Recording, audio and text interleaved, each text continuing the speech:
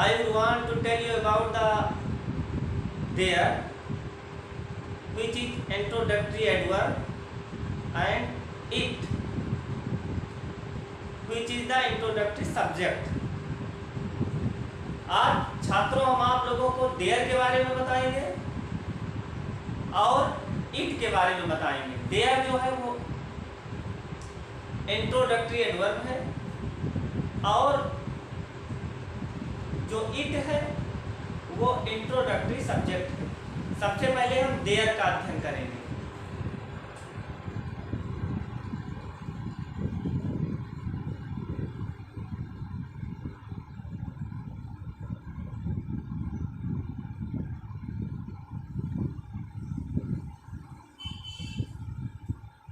There को सीखने से पहले हम ये जाने कि देयर हम कहीं भी किसी भी वाक्य में हम इनपुट कर सकते हैं जिस वाक्य में हमको कर्ता साफ साफ नजर ना आए, उसमें हम देयर लगा देते हैं। जैसे लिखा है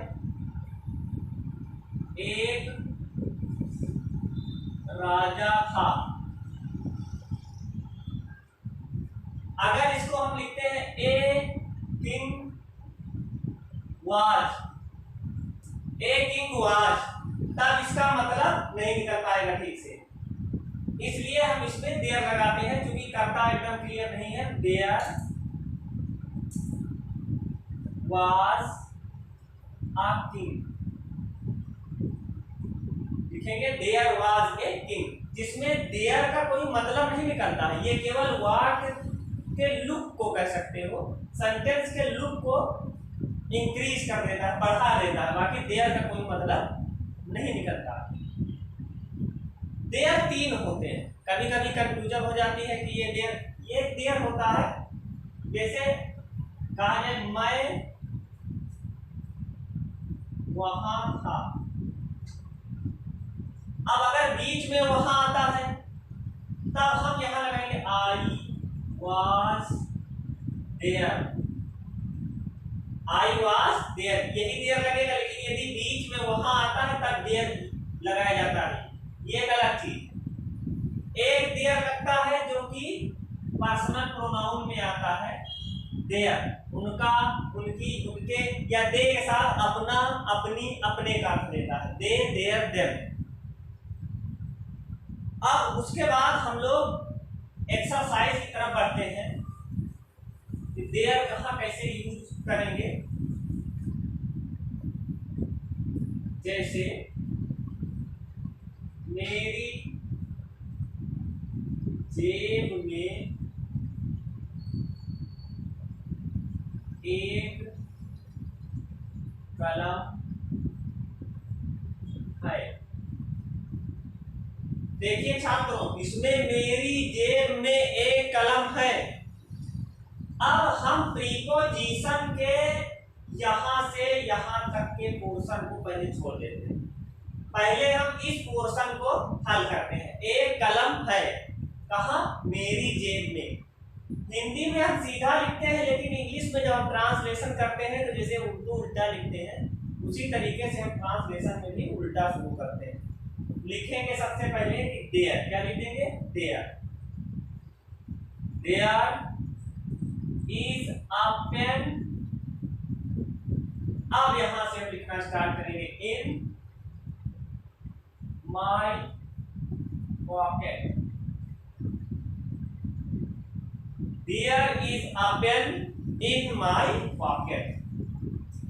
अगर लिखा है यहां पर सप्ताह में 7 दिन होते, सप्ताह में 7 दिन होते,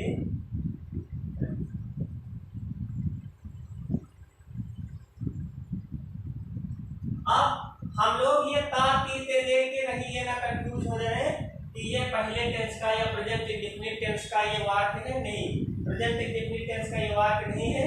सप्ताह में 7 दिन होते हैं, इसमें भी कर्ता क्लियर नहीं है, तो हम सबसे पहले इसमें देयर यूज कर लेंगे, देयर। अब सप्ताह में चूंकि 7 दिन होते हैं, एक दिन तो है नहीं, तो प्लूरल है, तो देयर के बाद हम आर यूज करेंगे, there are 7 days in a week। सप्ताह में 7 दिन होते हैं। यहां लिखा है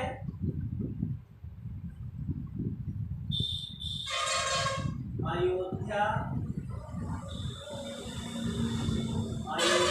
में एक राजा राज्य करते थे। इसमें भी हम सबसे पहले देयर यूज करेंगे। इसमें भी कर्ता कुछ क्लियर नहीं हो पा रहा है, तो इसमें there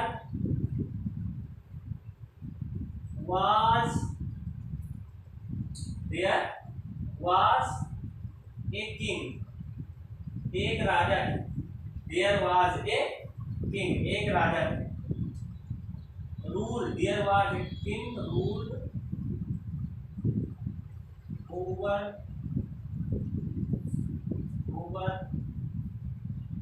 Ayodhya. There was a king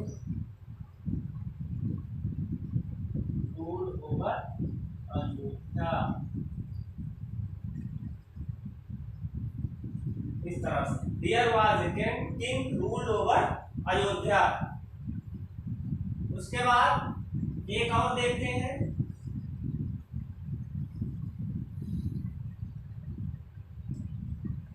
घड़े में थोड़ा पानी था। अगर यहाँ क्रिया जो होगी वो प्लूरल की होगी, तब हम देखेंगे उसमें वेयर लगाएंगे। अब यहाँ था, थोड़ा पानी था, तो पानी तो प्लूरल कर नहीं सकते, क्योंकि ये पानी क्या है, मटेरियल नाउन है। यहाँ पर हम देयर लगाएंगे। There was a little water,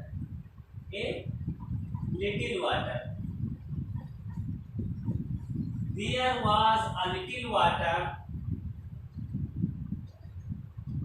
in the pitcher.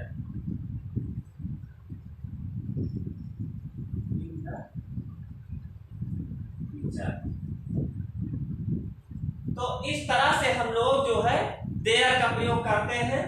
There का प्रयोग जो होता है वो बहुत ही आसान होता है। देयर का कोई अर्थ नहीं निकलता है। ये केवल वाक्य की शोभा बढ़ाने के लिए और जिसमें कर्ता क्लियर नहीं होता उसी में किया जाता है। अब देयर के बाद हम लोग इट की तरफ चलते हैं, देखते हैं कि इट का प्रयोग कहाँ कैसे होगा।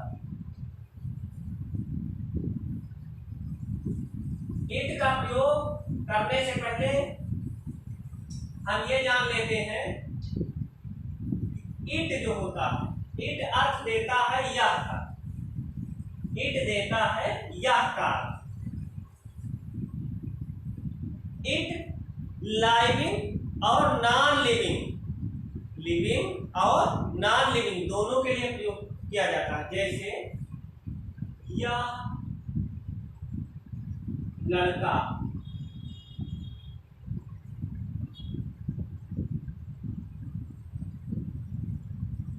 यह लड़का, दिस बॉय।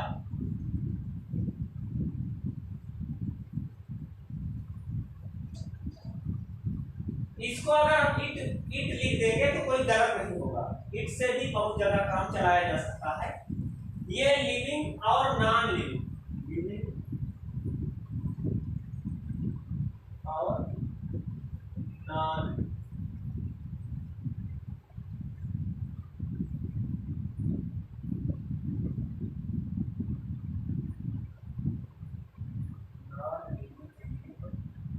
दोनों के लिए हम इट जो है प्रयोग कर सकते हैं।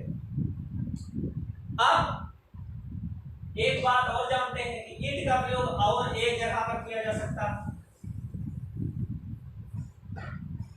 जहां पर समय का उल्लेख हो या दिन का उल्लेख हो या महीने का उल्लेख हो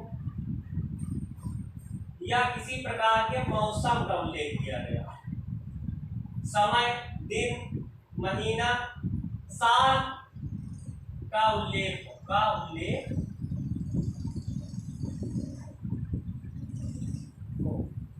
इट प्रयुक्त करते हैं,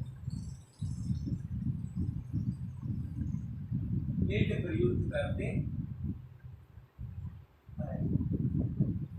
जैसे कहा जाए जनवरी का महीना था, जनवरी का महीना था। अब यहां महीना, जनवरी का महीना था, जनवरी का महीना था। हम लिखेंगे सबसे पहले क्या इसमें, इट, क्योंकि महीने का जिक्र हुआ है तो इट लिख दिया जाएगा। It was month of January, it was month of January. या मेरी घड़ी में 2 बजे हैं। अब देखिए प्यारे बच्चों, इसमें समय का उल्लेख है, समय का, मेरी घड़ी में 2 बजे है। अब मेरी घड़ी में 2 बजे है, इसके लिए भी हम इट, बिना सोचे विचारे इट का प्रयोग तुरंत कर देंगे। इट लिखेंगे, it is 2 o'clock, it is 2 o'clock। अब यहाँ बाई माई वॉच लिखा जाएगा, इन माई वॉच जो लिखते हैं वो गलत है। हमेशा घड़ी में के लिए हम बाई वॉच ही लिखेंगे, ये हमेशा रिमेम्बर रखना, ये कॉन्सेप्ट याद रखेंगे तो आपको काफी हेल्प मिलेगी। It is 2 o'clock by my watch, it is 2 o'clock by my watch. Next देखिए, बाहर अंधेरा, बाहर अंधेरा है, बाहर अंधेरा है। ये भी सीजनल वर्ड है।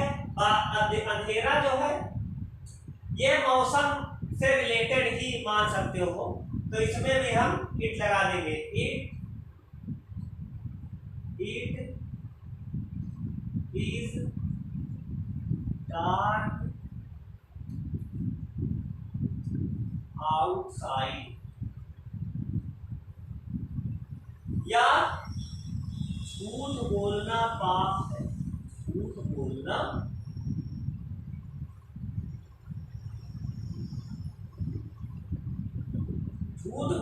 पाप है। इसमें भी हम इट का प्रयोग करते हैं। It is sin, it is sin to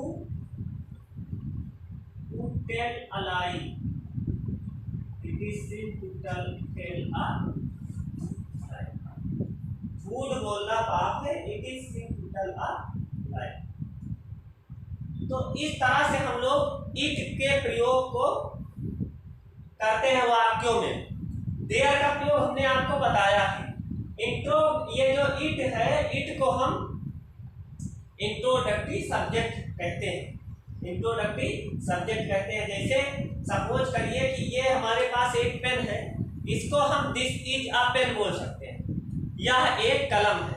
अगर हम इसी को कहें कि इट इज ए पेन, ये भी सही है, निस्संदेह ये गलत नहीं है। आप इसको दिस इज ए पेन कहेंगे तब भी ठीक है, इट इज अ पेन कहेंगे तब भी ठीक है। तो इस तरह से हम ये भी जाने कि इट जो है वो लाइविंग और नॉन लाइविंग दोनों के लिए प्रयुक्त किया जा सकता है। तो आज के टॉपिक में हमने आपको देयर और इट का प्रयोग बताया। नेक्स्ट टॉपिक में हम आपको इंग्लिश ग्रामर का कोई बहुत ही अच्छा टॉपिक बताएंगे। तब तक के लिए